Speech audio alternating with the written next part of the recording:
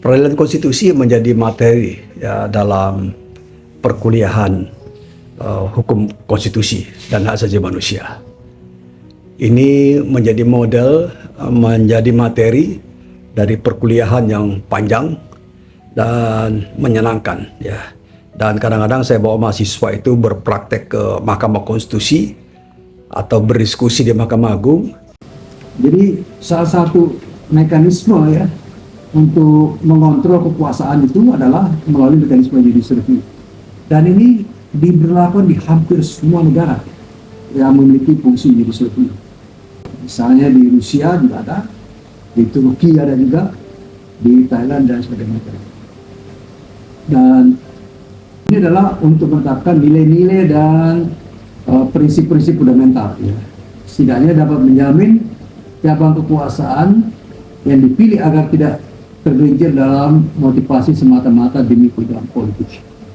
Jadi kalau dulu beberapa kali ada katakanlah seorang yang mengatakan mengapa 9 hakim Mahkamah Konstitusi bisa membatalkan satu produk hukum atau undang-undang yang dikerjakan oleh 500 orang wakil rakyat yang presentasi jutaan orang.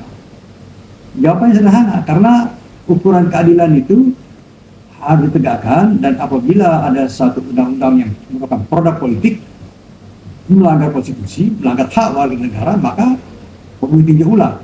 Paling tidak diberikan tafsir untuk satu. Misalnya seorang mantan narapidana tidak boleh dipilih dalam sebuah pemilihan umum untuk menjadi kepala daerah maupun untuk menjadi anggota legislatif. Itu sekarang diberikan tafsir ya.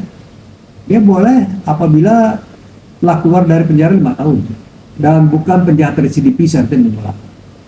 Ya. Nah, dikecualikan dari itu, larangan undang-undang itu adalah mereka yang terjerat kasus politik atau terlibat dalam suatu tindak pidana karena pelupa, jadi bukan karena kesengajaan. Ada controlling arrangement of law.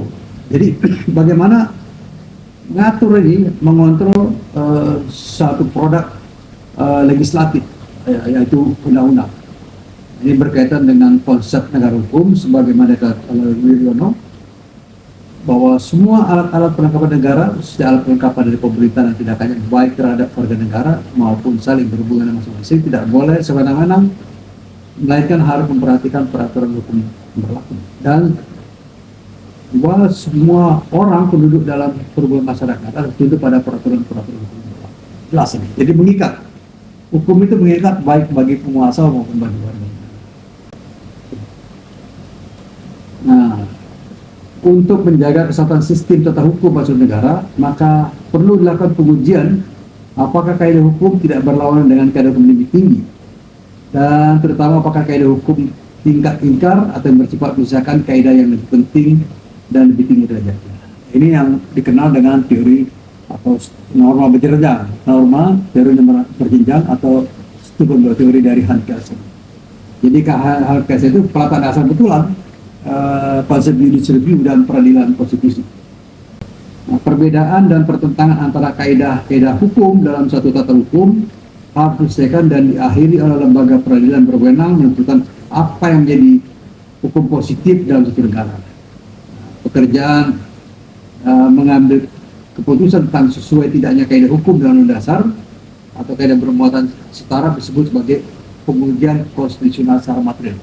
Apa secara material? Artinya substansinya, apakah peraturan itu berkesesuaian atau bertentangan dengan konstitusi. Kalau dari sisi formal, maka apakah pembentukan peraturan itu berkesesuaian nggak dengan norma-norma pembentukan peraturan yang sudah ada. Nah, ini semua yang bisa disebut sebagai peradilan konstitusi atau judicial review adalah implikasi dari supremasi konstitusi.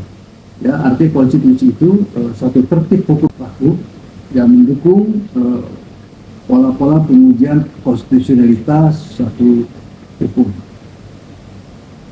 Nah, memang bahwa konstitusi itu adalah patokan kehidupan bersama ya, sebagai kaidah tertinggi untuk mengatur kehidupan bersama. Ya. Rujukan tertinggi dari kehidupan tersebut kemudian dikenal sebagai konstitusi. Nah, hukum dasar ini menentukan langkah-langkah umum untuk mencapai hubungan teratur dengan masyarakat.